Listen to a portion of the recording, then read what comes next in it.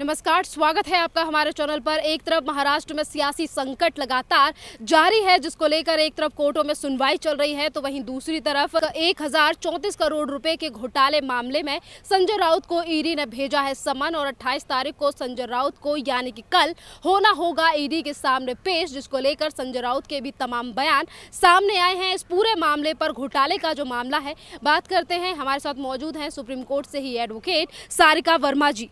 किस तरीके से देख रही हैं मैम 1034 करोड़ रुपए का घोटाले का ये मामला है? संजय राउत जो कि शिवसेना के बड़े नेता हैं, उन्हें समन भेजा गया है। सबके मन में एक क्वेश्चन आ रहा होगा कि ये 38 विधायक जो है अलग क्यों हुए, कहाँ से चीज़ें निकल के आ रही हैं।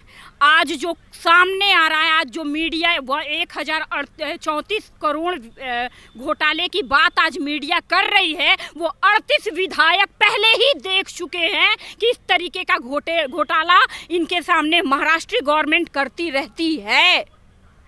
अब लोगों के सामने आएगा और दिखेगा कि वास्तविकता क्या है, क्यों ये अलग हो रहे हैं। अब धीरे धीरे निकल के सामने आएंगी और चिट्ठियां जब खुलेंगी तो पता चल जाएगा कि क्यों ये 38 विधायक अलग हुए हैं। उनके रहते रहते उन्होंने देखा एक स्कैम आपके सामने अभी जस्ट न्यूज आ रहा है आप लोगों के सामने, ये भी बिफोर ऑनरेबल सुप्रीम कोर्ट रखा जाएगा, इस स्कैम को भी रखा जाएगा, लेकिन हो सकता है आज न रखा जाए, उसकी नेक्स्ट डेट ऑफ हियरिंग में रखा जाए। उनके पीछे ग्राउंड रखा जाएगा कि 1034 जो करोड़ की घोटाले हुए हैं, जो लोग आए हैं इंटरनल खोखला करते जा रहे हैं, वो कांग्रेस से मिल लिए, एनसीपी से मिल लिए, और मिलने के बाद घोटाले करते करते करते करते जब वो जड़ खत्म हो रही है और उस जड़ में जो जमे हुए हमारे 38 विधायक थे वो जब अलग हो गए और ये खोखली हो गई, तो कह रहे हैं महाराष्ट्र सरकार क्या कह रही है कि जी हमें तो गलत तरीके से नोटिस देके हटाया जा रहा है। कहाँ का कानून है? गलत तरीके से कैसे नोटिस दे करके बुलाया जाए? ईडी के सामने कल पेश होने वाले हैं राउत साहब, आप जाइए, बताइए, अब एक्सप्लेनेशन दीजिए कि क्या कर रहे हैं आप। 1034 करोड़ का घोटाला कहाँ से किया आपने, क्यों किया, कैसे किया? और इधर शिंदे साहब यहाँ कोर्ट के सामने कह रहे हैं कि हमें गलत तरीके से हटाया गया है। दोनों कंट्राडिक्टरी चीजें हैं। यदि दोनों को मिला दिया जाए तो वास्तविकता पता चल जाएगा कि जो महाराष्ट्र लेजिस्लेटिव गवर्नमेंट है वो कहाँ तक सही है, और ये 34-38 विधायक हैं हमारे, वो कहाँ से, वो क्यों फ्रस्ट्रेट थे, क्यों मेंटल टॉर्चर थे, उनको क्यों मारने की बात की जा रही है, उनके परिवार को क्यों शूट करने की बात की जा रही है, क्योंकि उनके अंदर की चीज़ें धीरे धीरे निकलने शुरू हो गई हैं। उसके पीछे का कारण ये है। मैम, अब लगातार सवाल उठ रहा है कि महाराष्ट्र सरकार के पूर्व गृह मंत्री अनिल देशमुख भी जेल में हैं, नवाब मलिक जो कि एनसीपी के महाराष्ट्र सरकार के बड़े नेता थे, वो भी जेल में हैं। आज अगर संजय राउत को इतने बड़े मामले में ईडी ने समन भेजा है, तो संजय राउत कहते हैं कि हमें डराने की कोशिश की जा रही है, हमें दबाने की कोशिश की जा रही है, केंद्रीय एजेंसियों का इस्तेमाल किया जा रहा है, ईडी जैसी एजेंसियों का। स्कैम को निकालने के लिए बड़े दिनों से काम होते हैं। ये तुरंत का मामला नहीं है कि 38 विधायक अलग हुए और अलग होने के साथ साथ ही इनको भी नोटिस भेज दिया गया। इनके पीछे बड़े दिनों से, बड़े सालों से काम हो रहा था, जो आज निकल के सामने आया है। तो उनके कहने से नहीं होगा कि हमको डराने के लिए, संजय राउत जी को डराने के लिए ईडी ने नोटिस किया है। हाँ, ये जरूर हम कहेंगे कि इतने दिनों से जो प्रॉपर तरीके से इस पे रिसर्च वर्क हो रहा था, जो चीज़ें निकल के सामने आ रही थी, केंद्रीय जांच एजेंसियां जो जा करके चीज़ें निकाल रही थी, आज उसको सामने ला दिया गया। तो ये तो अपने पक्ष को बचाने की बात की जा रही है कि हम ऐसे हैं इसलिए हमको धमकाने की बात की जा रही है। मैम, आज करोड़ों का मामला सामने आया है और इससे पहले भी कई बार 900 करोड़ से लेकर 100 करोड़ रुपए की वसूली करते हुए नजर आए हैं महाराष्ट्र के बड़े नेता, और हर बार इनकी तरफ से यही कहा जाता है कि केंद्रीय एजेंसियों को हमारे पीछे लगाया जा रहा है, सरकार गिराने की कोशिश कर रही है केंद्र सरकार। केंद्र सरकार सरकार गिराने की बात नहीं कर रही है। केंद्र सरकार जो उसका केवल काम है जिस राज्य में जो चीज वास्तव में हो रही है उसको लोगों के सामने, जनता के सामने दिखाना। यदि केंद्र सरकार जस्टिस को न देखते हुए यदि उसके पीछे केंद्रीय जांच एजेंसियों को न लगाए तो पता ही नहीं चले कि कौन क्या कर रहा है। बड़े बड़े नेता जो इतने 100 करोड़ 1000 करोड़ जो ये घोटाले करते चले आ रहे हैं लगातार, और करने के बाद जो अभी संजय राउत जी का नाम आया, ये क्या है? रीजन यही है वो 38 विधायक के बाहर निकलने का, और आप बदनाम कर रहे हो केंद्र सरकार को। अरे अपने राज्य में देखो तो कि आप जो बनाए हो, जो कर रहे हो, कहाँ तक सत्य कर रहे हो, कहाँ तक हिंदुत्व की सुरक्षा कर रहे हो।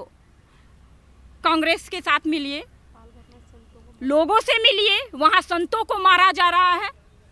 महाराष्ट्र में संतों पे अटैक हो रहे हैं। महाराष्ट्र में क्या कहते हैं, हिंदुओं की सुरक्षित नहीं है हिंदू। क्यों? क्या कारण है? माफियों का डर है, ड्रग माफियों का डर है। वहां पे प्रॉपर तरीके से अलग अलग गुटबंदी हो रखी है, ड्रग एजेंसियां चल रही हैं। अब जब ड्रग माफियों का डर होने के कारण अटैक किया जा रहा है तो भाई वो 38 विधायक जिनके खून में सही है, हिंदुत्व है महाराष्ट्र सरकार की, महाराष्ट्र के लोगों की, तो वो तो अलग होंगे, वो नहीं बर्दाश्त कर पाएंगे। मैम, आज अगर सच्चाई निकल कर सामने आ रही है कि किस तरीके से महाराष्ट्र सरकार जो है वो एक तरफ किस तरीके से ड्रग माफियाओं को बचाने का काम अभी कुछ दिन पहले कर रही थी, जब एनसीबी ने इस पूरे मामले में जांच की, आज अगर केंद्रीय एजेंसी हर मामले को लेकर जांच कर रही हैं तो कहीं हर बार पर संस्थाओं पे आखिरकार सवाल निशान क्यों खड़ा किया जाता है? कभी कोर्ट को लेकर सवाल खड़ा किया जाता है तो कभी केंद्रीय एजेंसियों को लेकर। ये तो कहते हैं कि संविधान पर चलने वाले लोग हैं हम, फिर संविधान की इस तरीके से अवहेलना क्यों? हम पूरे देश से आज इस बात को पूछना चाहेंगे, पूरे देश से, पूरे विश्व से, आज कहीं की भी लेजिस्लेटिव एजेंसियां यदि सुरक्षित हैं, कहीं की भी सरकार सुरक्षित है या उसके ऊपर कोई अटैक, कोई सुरक्षा कवच है, तो वो है न्यायपालिका, वो है केंद्रीय जांच एजेंसियां, जहां से वास्तव में केंद्रीय जांच एजेंसियों पे भी कोर्ट जो है एक्शन लेती है। हम ये नहीं कह सकते कि उनके ऊपर कोर्ट एक्शन नहीं लेती है, कोर्ट उनके ऊपर भी एक्शन लेती है, बशर्ते कि उन जांच एजेंसियों के अगेंस्ट कुछ चीजें निकल के मिले। वो जांच एजेंसी, आप ऐसे ही नहीं कह सकते कि हाँ ये जांच एजेंसी, केंद्रीय जांच एजेंसियों ने मेरे खिलाफ झूठ मूठ का आरोप लगाया है, आप नहीं कह सकते। मैं बोलती हूं यदि झूठ आरोप होता ना तो कोई व्यक्ति किसी को नहीं छोड़ता और 1 मिनट के अंदर सब वहीं के वहीं इस्तीफा दे करके या तो अंडरग्राउंड हो जाते या फ्रंट पे आते। तो ये झूठ नहीं है, वास्तविकता को लाया जाता है, और आज न्यायपालिका ही है जो कि सुरक्षित है, और पूरे देश को जनता के द्वारा, जनता के लिए, जनता के हित में जो कार्य कर रही है वो न्यायपालिका है और उसको सुरक्षित करने का कार्य कर रही है। मैम, जिस तरीके से अगर आप संजय राउत के ईडी के मामले की बात करें, स्कैम की बात करें, जो 1034 करोड़ रुपए का मामला है, इसी में संजय राउत की बीवी से पहले ही पूछताछ ईडी कर चुकी है। आज अगर संजय राउत को पहली बार इस पूरे मामले में पूछताछ के लिए बुलाया गया है तो वो ये क्यों कह रहे हैं कि केंद्र सरकार हमारे खिलाफ साजिश चल रही है, जब मामला इतना ज़्यादा पुराना है? ये तो उन्हें सोचना चाहिए, ये तो अपने बचाव में कह रहे हैं। पहले से ही जब उनकी पत्नी से पूछ हो चुकी है, सारी बातें रखी जा चुकी हैं, उन्होंने अपने बात को रखा है उनकी ईडी के सामने, तो उनसे भी पूछताछ करना एक फंडामेंटल ड्यूटी है और उनसे पूछताछ करके ही चीज़ों को आगे बढ़ाई जाएगी। अब उसमें वो आरोप प्रत्यारोप कर दें कि नहीं जी अभी जो है ये 38 विधायक अलग हो गए इसलिए मेरे ऊपर आरोप किया जा रहा है, तो ये गलत है, क्योंकि ये सारी बातें रखी जाएगी बिफोर ऑनरेबल सुप्रीम कोर्ट। जिस टाइम आर्गूमेंट होगा उस टाइम सारी बातों को रख करके इसे प्रमाणित किया जाएगा कि सही क्या है, वो 38 विधायक गलत है या शिंदे साहब की गवर्नमेंट के बीच जो लोग हैं वो गलत हैं, वो आफ्टर जजमेंट ही आएगा। महाराष्ट्र के एक के बाद एक बड़े नेताओं के घोटाले निकलकर सामने आ रहे हैं। एक सरकार जिसे बने हुए सिर्फ 2.5 साल हुआ है और इतने बड़े बड़े घोटाले सामने आ रहे हैं, उसके बावजूद भी सरकार के मंत्री कहते हैं कि हमारी सरकार 30 सालों तक चलेगी और अभी भी अगर फ्लोर टेस्ट हुआ तो हमारी सरकार बहुमत से पास होगी। जहां 38 विधायक समर्थन वापस ले रहे हैं, सरकार अभी भी कह रही है कि हमारी सरकार बनेगी। ठीक है, उनका कहना उनका कर्तव्य, वो कहेंगे। अपने खाने को कौन बुरा कहता है? अपनी थाली में ना सबको बिरयानी दिखता है। तो भाई उनकी चीज़ है, वो तो बोलेंगे कि बहुत मूल समर्थन मिलेगा, बहुत ज़्यादा समर्थन मिलेगा, तो कंटिन्यू करके देख ले। रियल अब स्कैम तो निकल के आ रहे हैं, एक एक स्कैम निकल के आ रहे हैं, तो जनता तो सच्चाई देख रही है। हाँ, महाराष्ट्रियन जनता से हमारी ये अपील है कि न्याय को देखना, जस्टिस को देखना, आपके फंडामेंटल राइट का जहां वायलेशन हो वहां आप खड़े रहो, चाहे वो महाराष्ट्रियन गवर्नमेंट हो या वो 38 विधायक हो या मोदी साहब हो। आज जो निकल के सामने आ रही है, लोग हिंदुत्व को असुरक्षित करके बोल रहे हैं कि मोदी साहब ऐसा करवा रहे हैं, ऐसा भी सुनने में आया है मुझे। जो व्यक्ति जो पूरे भारत के हिंदुत्व की रक्षा कर रहा हो, वो क्या महाराष्ट्रियन हिंदुत्व की असुरक्षा करेगा? महाराष्ट्र की गवर्नमेंट जरा सोचे, महाराष्ट्र की जनता जरा थॉट करे, क्या ऐसा होगा? और यदि वो असुरक्षित करने का होता तो हो सकता है कि केंद्रीय जांच एजेंसियां वहां पे नहीं जाती।